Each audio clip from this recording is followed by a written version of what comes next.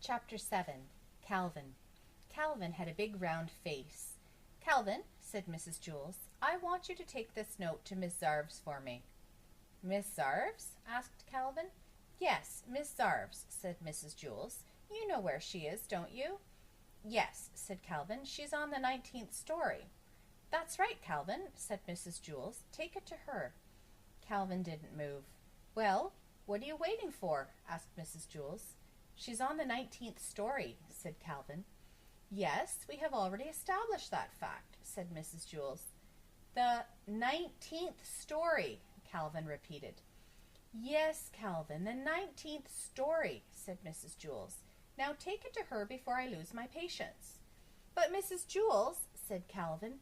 "Now, Calvin," said Mrs. Jewls, "unless you would rather go home on the kindergarten bus." "Yes, ma'am," said Calvin. Slowly he walked out the door. "Ha, ha, ha!"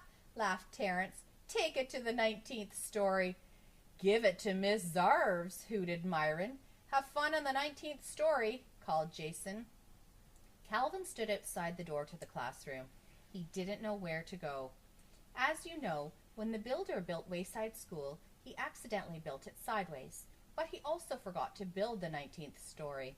He built the 18th and the 20th, but no 19th. He said he was very sorry.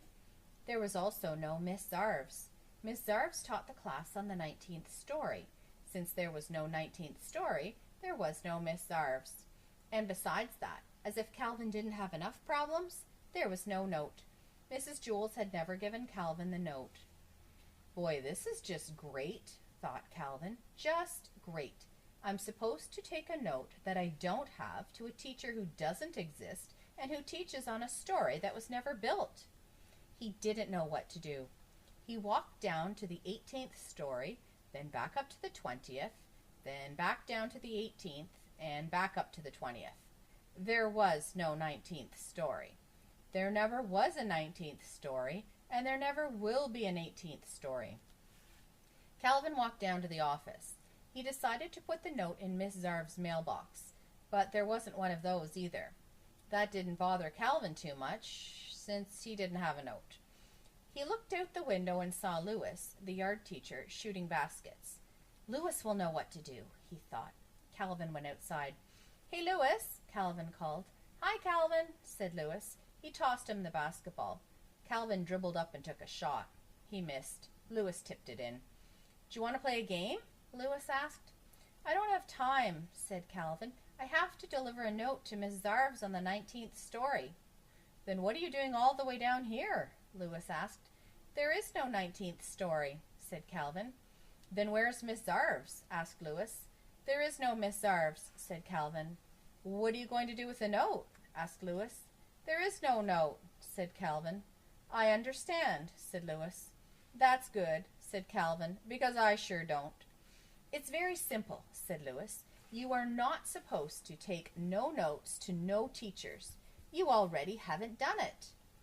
Calvin still didn't understand. "I'll just have to tell Mrs. Jewls that I couldn't deliver the note," he said. "That's good," said Lewis. "The truth is always best. Besides, I don't think I understand what I said either."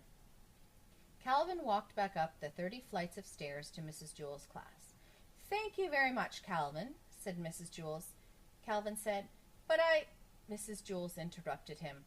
"That was a very important note, and I'm glad I was able to count on you." "Yes, but you see," said Calvin.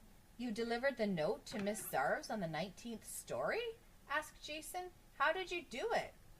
"What do you mean, how did he do it?" asked Mrs. Jewls. "He gave Miss Zarves the note. Some people, Jason, are responsible." "But you see, Mrs. Jewls," said Calvin. "The note was very important," said Mrs. Jewls. "I told Miss Zarves not to meet me for lunch." "Don't worry," said Calvin. "She won't."